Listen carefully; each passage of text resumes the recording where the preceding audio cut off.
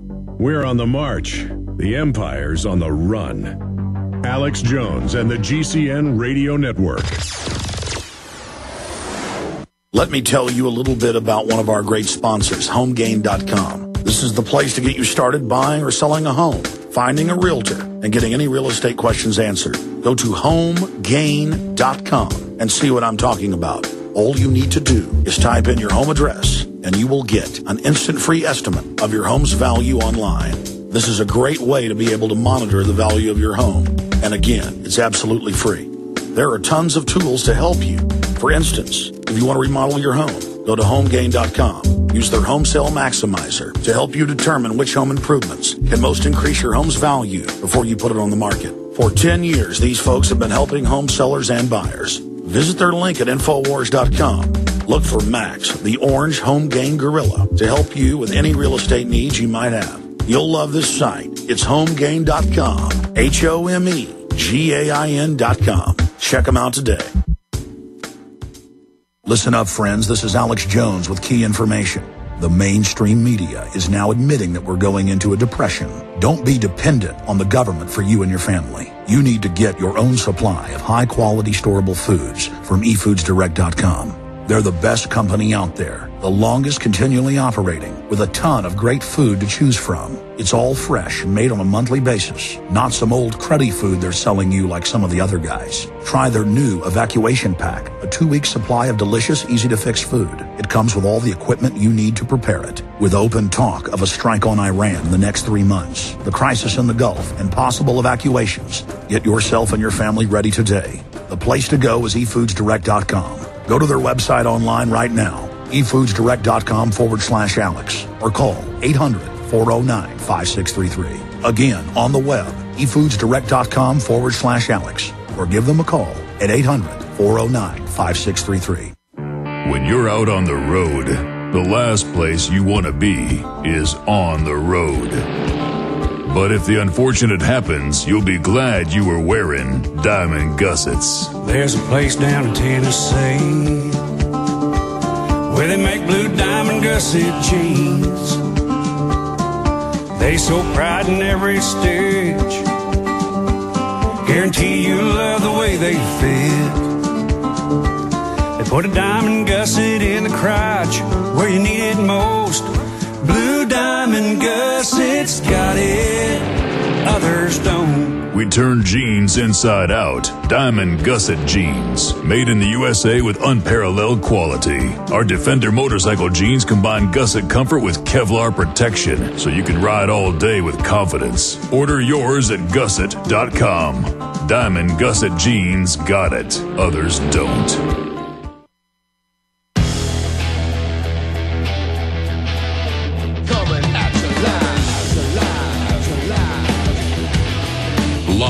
From Austin, Texas, broadcasting worldwide, it's Alex Jones.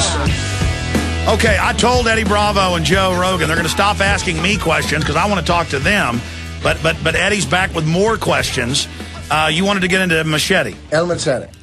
So you believe that the movie Machete with Danny Trejo is by the government designed to fuel a race war? He's a superhero Mexican Home Depot guy who's badass, who fucks just... Beat that out. I'm sorry. Dude. I'm sorry. I totally... Okay, but just, okay. We took care of that. Are we good? Did we take... Yeah, we did. Sure. Okay. They're ready. I feel like it got out. No, it didn't. I feel like that one might have... Okay. Stop, guys. Come on. Sorry, guys. Come on. It's this guy. FCC, Anyway, I love so you this guys. movie is really a plot to explain what this movie's really all about? Okay, a month and a half ago when the whole mosque thing started, I said it's CIA funded. I went and looked, Rockefeller Foundation funding it, the co-owner of Fox News funding the mosque. Then Fox News counters the whole mosque thing as a way to create division. So now I think Rodriguez is being... Get upset about it? Yes, and it turns out Fox Studios is funding Machete. Okay, yeah. Fox Studios is funding Machete. And it's getting state funds to be made. And I got the script. Hispanic members of the crew were upset, saying this is going to really create division. It's a race war film.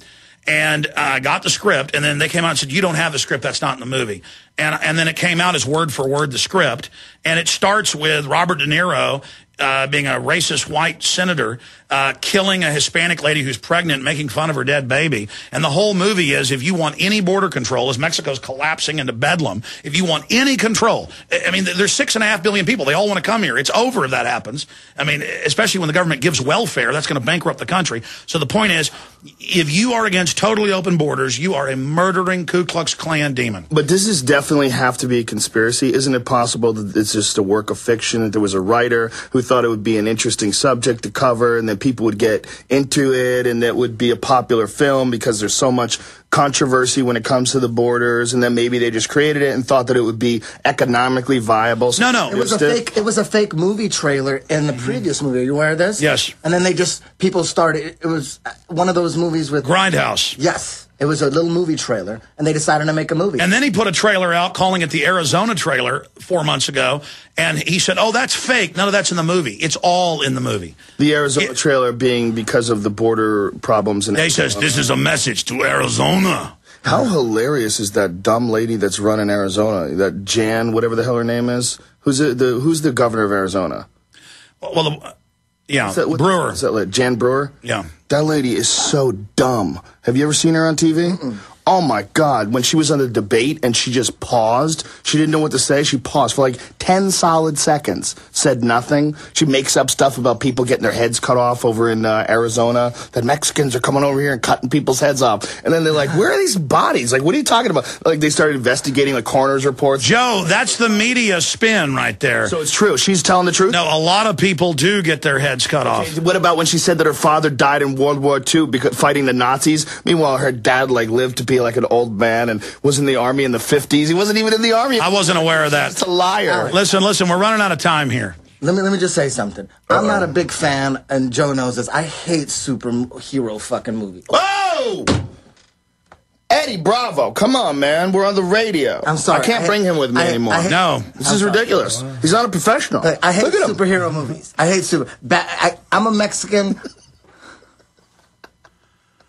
El Machado wasn't the greatest plot ever, but... Wait a minute, what are you saying? It wasn't the greatest plot ever, but, you know, as a Mexican, you can't relate to Spider-Man. That's a white nerd who, you know, and then Batman, a white billionaire. As a Mexican people, we have nothing. Now we have something. You know, Superman, a white guy from another galaxy. Now we have El Machado. You know, for me, I've felt like... Why couldn't it be a Mexican scientist who becomes the Incredible Hulk or something? Yes. No. The Mexican superhero hacks up gringos? People up with a axe? That's ridiculous. Yeah, he's a Mexican, long-haired, Well, let me tell you something. The Mexicans I know that warned me about this film that were on the production, they didn't like the stereotype of Mexicans as working at Home Depot and wanting to kill gringos. I like that. Oh.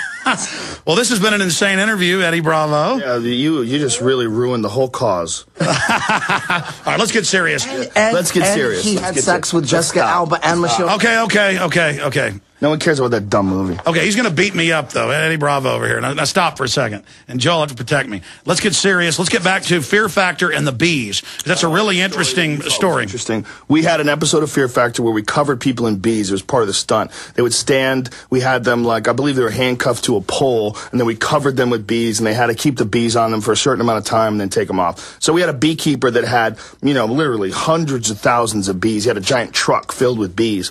Well, while we were doing this stunt, we were out in this field area that was like near these mountains, and there was a local bee population. So we have these hundreds of thousands of bees flying in the air all around these people. Well, an invading group came in. So it was a local bee population came in, a giant swarm, and they started communicating with the bees that we had. And it was a trip. And we had to stop production in the middle of this stunt. We had to stop, and the beekeeper said, everybody's got to back off. They have to work this out. So the bees that were local came and were communicating with the other bees, and there was a giant swarm in the sky where these two bee populations were interacting with each other. It was fascinating.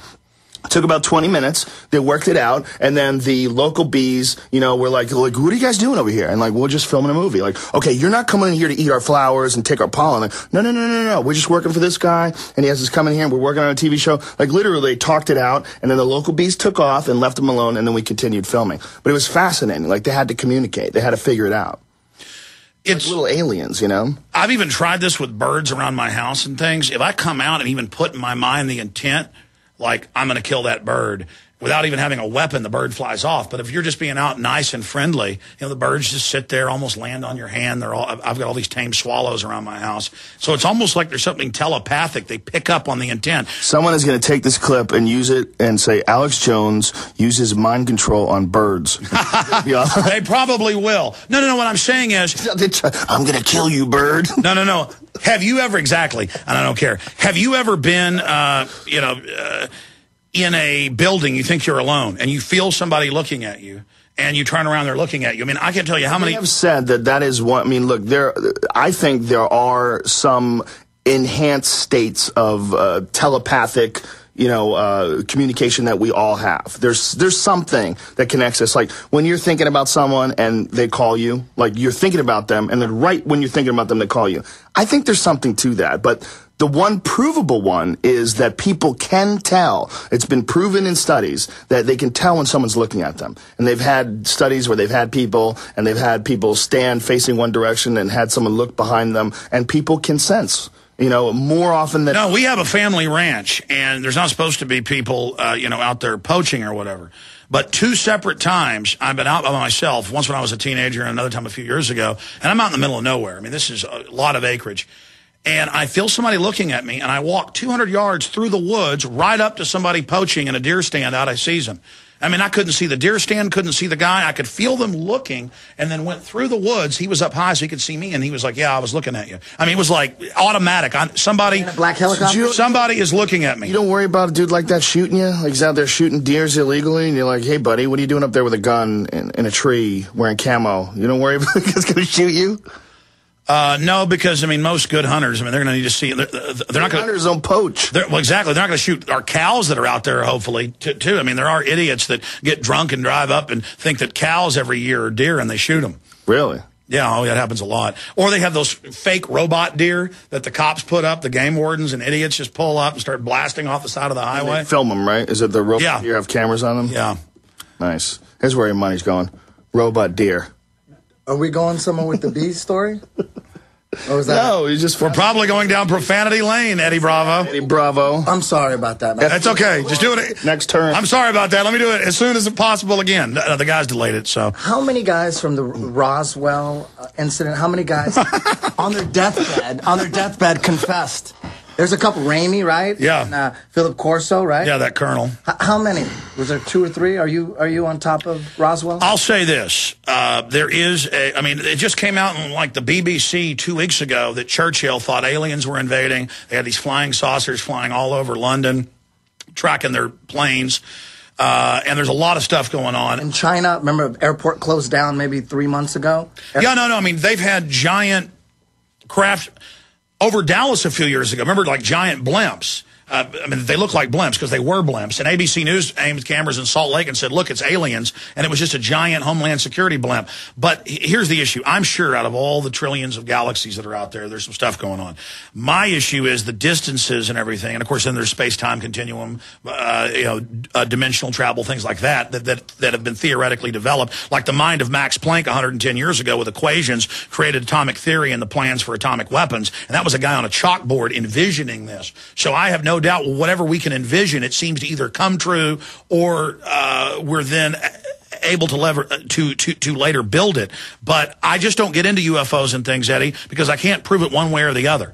I mean, I can prove they're putting mercury in shots and that it's a plan to brain damage people. I can prove that they created tetanus vaccines to sterilize women. I have the absolute admissions, and I can't get people to care. They're like, good, well, I love it. I love my kid being autistic. I want more shots. So, I mean, I just try to cover what I can cover. I thought you were all over UFOs. Excuse me, I'm sorry. No. We'll go back. No, we are. No. Domination. Fascinated by UFOs. No, we do cover UFOs. I'm not saying you're bad for talking about it. NWO, let's go back. No, but here's the bigger issue with UFOs. We do have partially declassified things like Project Bluebeam, where they plan to project giant holograms the size of a Star Destroyer to freak people out or project Jesus, Buddha, Muhammad as a psych warfare weapon, and that the government has looked at plans to have fake alien landings to unify the planet around world government. Well, didn't they look into the possibility of creating a gay bomb to use in the Iraqi soldiers? Yes. A bomb that would make them sexually attracted to each other and kill morale? That's real.